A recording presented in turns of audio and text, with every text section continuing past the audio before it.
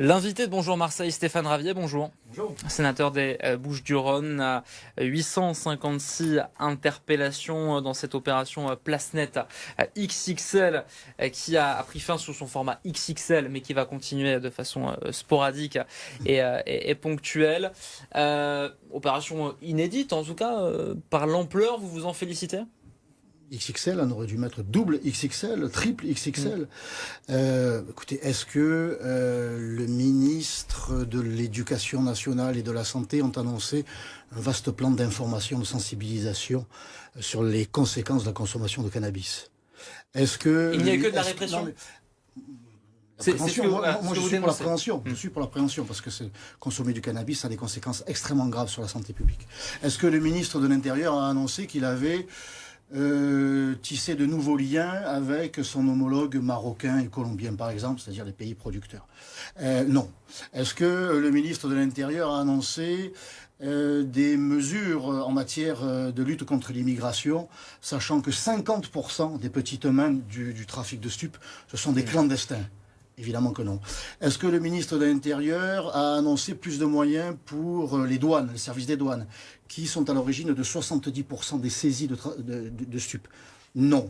Est-ce que le ministre de l'Intérieur a annoncé un durcissement des amendes, on va dire, une augmentation des amendes pour les consommateurs? Non. Est-ce que le ministre, enfin, de la Justice a annoncé la construction de nouvelles places de prison et une volonté de mettre fin à cette mexicanisation des prisons, comme l'ont dénoncé les magistrats marseillais? Non, au contraire, il les a convoqués pour les tenser. Vous dénoncez Stéphane Ravier. Donc la réalité, oui, c'est que la guerre que l'on doit mener au trafic de drogue, eh bien, n'est toujours pas menée et que le ministre de l'Intérieur s'agite au lendemain, justement, de la convocation, pas de la convocation, de l'audition, pour le coup, des magistrats marseillais par le Sénat et qui ont révélé la vérité à la France entière. Donc le ministre a dû s'agiter pour essayer de faire croire qu'il prenait le problème à bras le corps, mais c'est de l'agitation médiatique. Le but d'une interview, c'est qu'il y ait des questions et des réponses, pas que des réponses. Oui, mais ça mérite, vous savez, une réponse complète. La salle était complète, Stéphane Ravier. 856 interpellations, je le disais, 459 gardes à vue effectuées. Le bilan de cette opération Place Nette en date d'hier, communiqué par la préfecture de police qui s'affiche à l'écran. Bilan donc décevant, c'est ce que vous nous dites, que de la répression, pas de la prévention, c'est ce que vous avez dénoncé. C'est une répression ciblée et assez brève dans le temps. Tant mieux, la police fait son travail, elle a arrêté beaucoup de dealers. Est-ce que le bureau d'embauche du STUP a fermé? Évidemment que non, ça continue à embaucher, ce qui veut dire que les trafiquants potentiels sont toujours volontaires pour participer à ce trafic parce qu'il est toujours aussi juteux. Il n'y a pas de travail de répression de fond, il y a une répression médiatique. On voudrait faire croire que le ministre de l'Intérieur a enfin pris l'ampleur du problème, a compris l'ampleur du problème. Or, il n'en est rien. Voilà. Il communique, il y a beaucoup d'arrestations, mais le trafic, lui, continue. La preuve, il y a eu une nouvelle exécution, un nouveau règlement de compte à Marseille. Ça prouve qu'on se dispute encore de façon très violente les points de deal. La fusillade à la Joliette qui a causé la mort d'un homme né en 1999, c'était dans la nuit de dimanche à lundi. Est-ce que vous entendez là, de la part du garde des Sceaux, une sorte d'excuse? On sait qu'il avait recadré les magistrats lors de son passage à Marseille. Il les a salués d'entrée de jeu. Mais ce qui constituait une attaque en règle du pouvoir exécutif envers le pouvoir judiciaire, pour avoir dit la vérité, eh bien, ils ont été convoqués par le ministre de la Justice, ce qui était un véritable désaveu, un désaveu de la vérité. Dire la vérité, aujourd'hui, la guerre est perdue contre le narcotrafic à Marseille, selon vous? Moi, je suis un éternel optimiste et je suis convaincu que lorsque nous prendrons des mesures, les vraies mesures dont je vous ai parlé, des mesures de fond qui s'inscrivent dans le temps,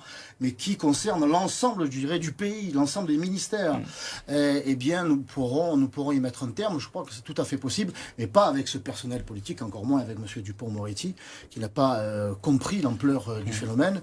Et il est temps de prendre des mesures qui répondraient à une situation de guerre. C'est une guerre que nous mènent les narcoterroristes les narcotrafiquants sont des narcoterroristes, parce qu'il faut régner la terreur dans les quartiers.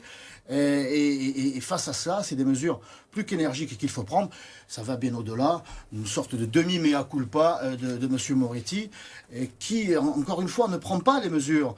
A-t-il annoncé qu'il allait ouvrir des prisons? A-t-il annoncé qu'il allait expulser des clandestins? A-t-il annoncé que les gros bonnets que la police arrive à arrêter, est-ce qu'ils allaient être mis, est-ce qu'ils allaient être incarcérés de manière à ne plus pouvoir continuer leur trafic dans la prison?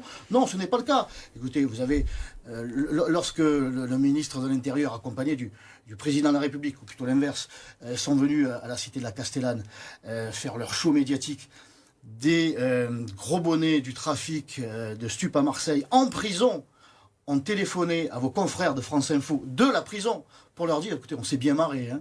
On a vu une ministre de l'Intérieur et le président de la République, ça nous a fait marrer parce que nous, d'ici, on continue à organiser le trafic et même à commanditer les exécutions. Ce sujet-là sera-t-il à l'ordre des nombreux sujets évoqués pour les élections européennes qui sont dans maintenant quelques semaines seulement? On est à 2 mois de l'échéance, hier 2 mois jour pour jour en date d'hier. C'est vrai qu'on n'a pas l'impression que c'est dans la campagne. Si. Écoutez, ça pourrait, tienne, peut-être à vos confrères d'interroger les candidats sur ce sujet. C'est un sujet majeur, oui, bien évidemment, puisque cela ne concerne pas seulement Marseille, ça ne concerne pas seulement la France, ça concerne l'ensemble du territoire européen, puisque c'est une cible de choix. L'année dernière, 1,7 tonne de cocaïne ont été saisies sur le port de Marseille, près de 10 tonnes au Havre. Donc c'est l'ensemble du continent européen qui est touché par ce fléau. Et il est temps qu'il y ait une véritable coopération. C'est ce que nous demandons, nous, à Reconquête, une coopération des nations, une coopération des polices, des justices, pour que cette guerre qui nous a été déclarée non seulement soit menée, mais que nous puissions la gagner. Mathieu Vallée, ancien policier de la Ciotat, a annoncé hier qu'il rejoignait le Rassemblement national pour ces élections européennes. Il rejoint pas Reconquête? Reconquête n'attire pas? Écoutez, moi je l'ai rencontré il y a quelques mois. Nous avons participé tous les deux à un colloque sur le trafic de stupes à Marseille. C'est quelqu'un d'assez ouvert. Peut-être qu'il sera déçu du fonctionnement du RN. En tout cas, comme vous l'avez été. En dehors de ça, moi j'ai rencontré quelqu'un d'assez ouvert. Je suis assez convaincu que les députés européens de Reconquête pourront travailler avec lui et lui sera tout à fait favorable à travailler avec nous. À la différence du Rassemblement national qui lui sera isolé au lendemain du 9 juin, nous intégrerons, et c'est déjà fait par notre député Nicolas B, nous intégrerons un groupe qui lui pèsera au Parlement européen et qui permettra de battre le groupe d'Emmanuel Macron. C'est là l'enjeu. C'est que feront les partis de leurs députés au lendemain du 9 juin. Le Rassemblement national continuera, lui, à être isolé comme il l'a toujours été. Reconquête, lui, sera dans une dynamique puisqu'il sera parmi 17, parmi les députés issus de 17 pays européens. C'est ça. En vue peut-être des municipales avec une incarnation Stéphane Ravier. Et pourquoi pas? Moi, je suis candidat pour nous mettre autour de la table marseillaise. Réfléchissons entre Marseillais. Pour Marseille, c'est quand même nous les mieux placés. Merci Stéphane Ravier d'avoir été dans Bonjour Marseille.